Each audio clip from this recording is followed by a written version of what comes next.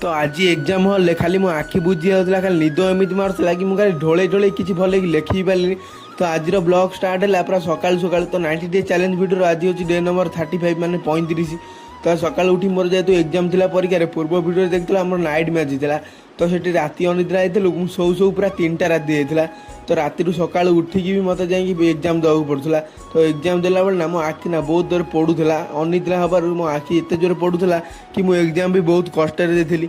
ତ ସେଠୁ ଏକ୍ଜାମ୍ ଦେଲୁ, ଏକ୍ଜାମ୍ ଦେଇସାରି ଆକୁ ଦେଖ କି ଲାଜବାର ଓ ତାପରେ ଦେନ୍ ଆମେ ଏକ୍ଜାମ୍ ଦେଲୁ। ଆଉ ଲାଷ୍ଟକୁ ତ ଡିସ୍କସନ୍ ନିଶ୍ଚିତ ହେବ କି କେଉଁଟା ଛାଡ଼ିଲ କେଉଁଟା କଲ।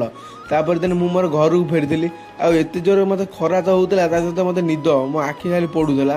ତ ତାପରେ ଦିନ ମୁଁ ମୋର ଘରକୁ ଚାଲିଲି। ତ ଘରେ ଯେମିତି ଦେଖିଲେ ସୋୟାବିନ୍ ତରକାରୀ ହେଇଛି। ତ ତାପରେ ଭାତ ଆଉ ସୋୟାବିନ୍ ଖାଇଦେଲି। ଖାଇଦେଲା ପରେ ନା ମୋର ଭିଡ଼ିଓ ବି ଏଡ଼ିଟିଂ କରିବାର ଥିଲା।